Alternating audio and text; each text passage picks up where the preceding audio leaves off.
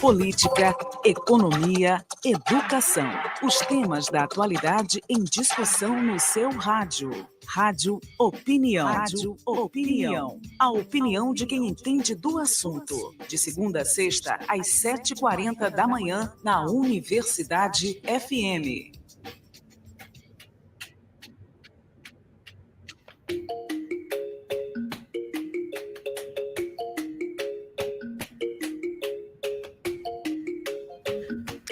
O Maranhão pode se destacar na exploração de gás e petróleo. Essa informação ela não é nova, mas quem deu uma vazão maior para essas esperanças foi o diretor, aliás, o presidente da Gasmar, Allan Kardec Barros Filho, que fala aqui com a gente, né? Sempre que a gente precisa para trazer essas informações sobre exploração de gás, a margem equatorial e coisas do tipo. Professor Allan também, né? Também é do nosso quadro aqui da Universidade Federal do Maranhão, né? Pesquisas e tudo mais nesse setor, traz para a gente. Professor Allan Kardec, bom dia, seja bem-vindo mais uma vez aqui ao Rádio Opinião. Bom dia, Adalberto. É sempre uma alegria estar aqui na nossa rádio, na minha rádio universidade. Sempre dando esperanças, professor. O senhor é uma figura assim que infla a gente, né? A gente olha a sua atuação, você falando sobre essa coisa com tanto entusiasmo, né?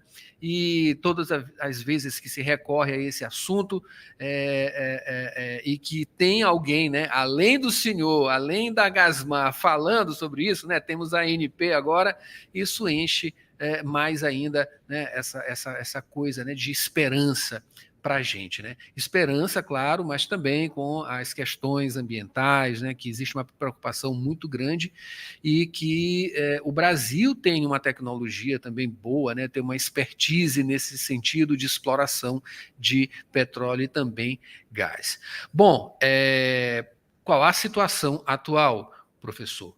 Presidente da Gasmar, Allan Kardec, né? Nessa situação teve uma explanação aí também da ANP nesse sentido, né? O que reforça, né? Como já disse, reforça mais essas questões dessa expectativa de exploração de gás. E o senhor disse que o Maranhão está na frente e pode se destacar muito bem nisso, não é isso?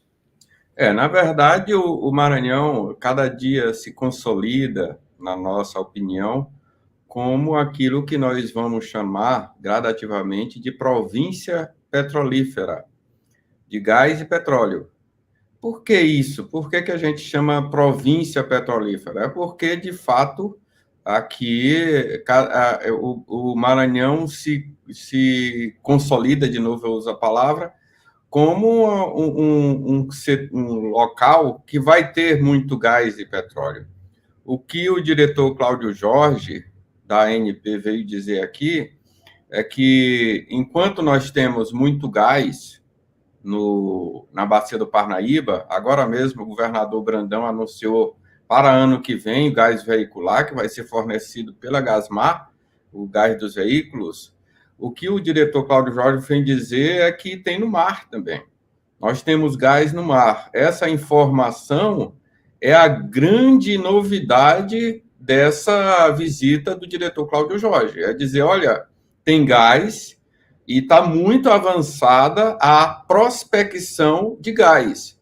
Então, basta um movimento da Petrobras, do governo federal, no sentido de querer, né, que muito provavelmente nós vamos ter, em um tempo menor do que nós mesmos do governo esperávamos, num tempo menor, já ter. Porque essa coisa, Adalberto, do gás e petróleo, é que você fura 10 poços para poder encontrar um. Ou seja, a chance é de 10%. Né? E esse já tem. O que ele veio dizer, não precisa ver se tem, já tem. Então, é uma notícia excelente, é uma notícia extraordinária. O governador Brandão ficou muito entusiasmado com essa notícia. Maravilha. Está aqui na foto, né, no destaque, para quem está acompanhando a gente aqui através do YouTube, né, desse momento que foi dessa visita, né, o governador Brandão, o representante da ANP, o senhor Pelagasmar, enfim, outras pessoas aqui também representativas, ele veio visitar o porto do Itaqui, enfim, a nossa área portuária aqui é muito extensa, muito rica e está crescendo ainda mais, né? Como isso, professor Allan Kardec, pode beneficiar, né, fazer do Maranhão ser justamente esse escoadouro, né, não só de exploração, mas também como escoadouro de petróleo, de gás aqui para o nosso país e também para o mundo? A orientação, Adalberto, do governador é muito simples. Eu acho que todos nós podemos entender ela com muita facilidade. Ele disse: Allan, nós somos um estado com muita energia e com um dos melhores portos do Brasil. Nós temos muito gás, nós temos energia eólica, como tu falaste da transição energética, nós temos etanol de cana-de-açúcar, que é feito ali no interior de Balsas, mas nós temos um porto com uma das maiores profundidades do Brasil, e é por ele que escoam os grãos que vêm do Mato Grosso do Sul, etc. E é por aí também que vai ser a base para as embarcações, porque eu até falei na outra vez, quando nós conversamos, que há um debate sobre se deve explorar, se não deve explorar, enquanto o que vai ficar no mar é uma embarcação como todas as outras que passeiam pelo planeta inteiro, inclusive aqui na margem equatorial. Obviamente, nós temos cuidados, e a Petrobras hoje, por exemplo, está com 3.000 poços furados e nenhum vazamento. Então, é interessante que a gente veja a envergadura da tecnologia da Petrobras. O Brasil foi que furou o pré-sal em águas profundas, que teve a ousadia. E foi o Brasil também, Adalberto, que fez a aeronave com a Embraer quando não fazia nem bicicleta. A gente tem que ter orgulho, falar, sou empolgado. Não, a gente tem que ter orgulho daquilo que a gente faz, e a gente faz bem feito. O brasileiro faz bem feito. Essas citações aí, professor, são, claro, muito bem-vindas, né, para mostrar, né, para a gente não ficar com aquele sentimento também, não, a coisa tem que vir do exterior, enfim, não, a coisa está aqui, a gente tem, a pesquisa também é muito importante nesse campo, e a gente tem, né, a coisa interna, enfim, temos aqui tudo que vários países não têm, né, além da riqueza, né, de ter, né, esses mananciais aí, ter as pessoas, né, com pesquisa, ter pesquisadores, formação também desse pessoal. Mas eu queria que o senhor falasse agora sobre, são 5 bacias existentes, né, aqui na margem equatorial, e 2 estão aqui nesse território do Maranhão. São 14 blocos, né, já licitados para a exploração, né, somente nessa bacia de Barreirinhas, e 5 lá na bacia do Pará-Maranhão. Aqui, né, na bacia Pará-Maranhão. Enfim, eu queria que o senhor falasse isso em termos mais práticos para próximos passos. O que vem agora? Enfim, essas visitas, elas dizem alguma coisa. O que elas querem dizer? Olha só, a margem equatorial, né, os maranhenses, nós temos que ter essa ideia na cabeça, né? Todo mundo fala de Barreirinhas, etc., e me pergunta ali como é que é Santo Antônio dos Lopes. A margem equatorial, por isso se chama margem equatorial, ela vai do Amapá ao Rio Grande do Norte. Ela percorre 6 estados: Amapá, Pará, Maranhão, Piauí, Ceará e Rio Grande do Norte. E são 5 bacias. Quais são essas 5 bacias? A bacia chamada Foz do Amazonas, outra Pará-Maranhão, Barreirinha, Ceará e Potiguar. Não são nomes que dá para essas bacias sedimentares.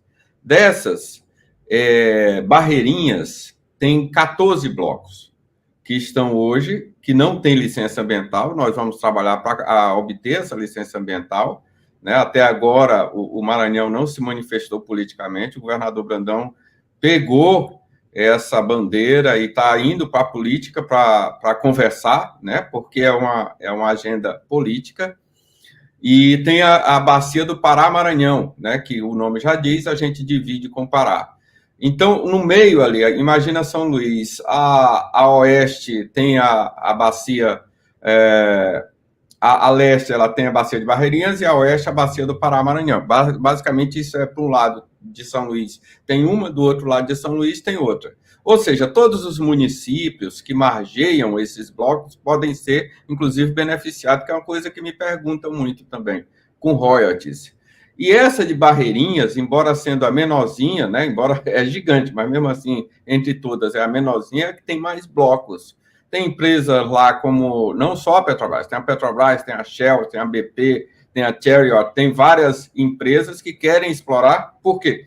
Porque a margem equatorial, como eu dizia, é a segunda maior fronteira exploratória do planeta. Segunda maior fronteira exploratória. Por que isso? Porque a primeira é o Alasca, e os Estados Unidos já estão explorando o Alasca. E tem uma novidade, que eu não te falei ainda, que eu acabei de saber aqui no táxi, é que o Reino Unido, né, porque a turma fica dizendo, a Europa não deixa aqui, mas o Reino Unido acaba de autorizar a exploração de petróleo no Mar do Norte. Então, Adalberto, a possibilidade aqui que a gente tem no Mar do Maranhão, até rima, são gigantescas. Aqui, como é o que tem mais blocos licitados e que foram comprados pelas empresas, realmente as possibilidades para cá, juntando-se com o Porto, são extraordinárias. Professor, essa liberação aí para exploração lá no Mar do Norte, ela quer dizer o que aqui para a gente? A gente deve se encaminhar também, enfim, ter aí como substrato para que essas liberações elas caminhem aqui também? Porque, na verdade, Adalberto, é estranho. Quem está fazendo campanha contra a exploração aqui no Maranhão, no Amazonas, etc., são os europeus e americanos.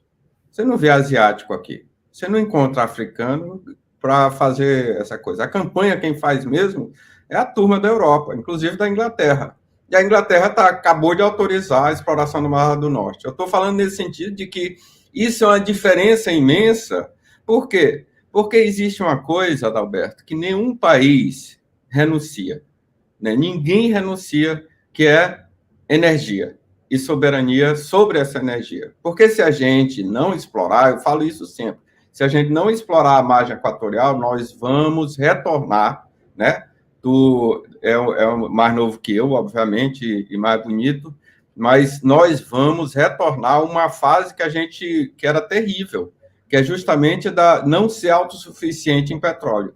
Porque não existe na história, não existe, é bom, por isso que a gente estuda, e por isso que é bom ter a universidade, né, junto com isso, porque aí os cientistas, não só eu, vários cientistas, esclarecem certas coisas.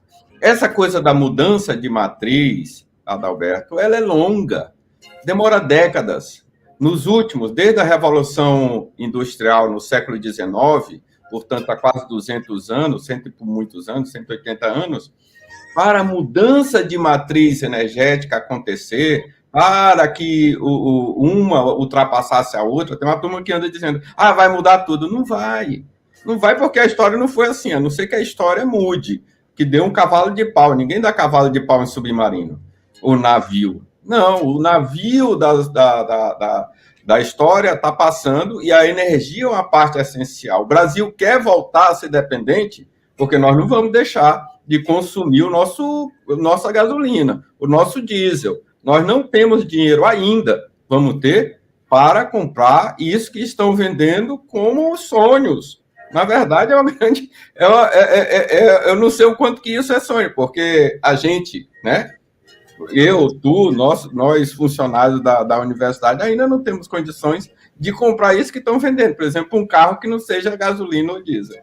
Muito caro ainda, né, professor?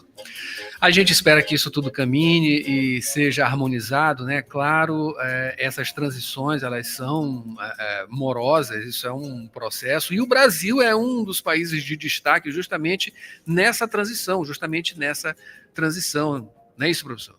Extraordinário. O Brasil está onde o mundo gostaria de estar em 2050. O Brasil tem a matriz energética, mais diversa, e 2, mais limpa do planeta. Mais diversa e mais limpa do planeta.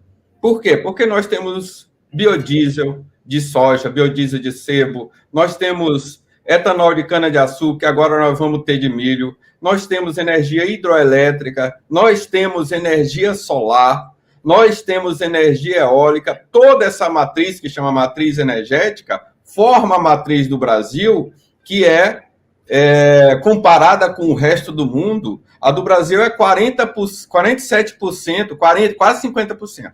Quase metade é energia renovável. A do planeta é só 13%. Só 13%. Olha a diferença de 13 para 47. Então, por isso que o Brasil está confortável. Né? Por que o Brasil... E a turma fica dizendo, vamos acabar com o hidrocarboneto. Só tem uma tradução para esse negócio, Adalberto. E essa é a grande preocupação. Acabar com o hidrocarboneto é fechar a Petrobras.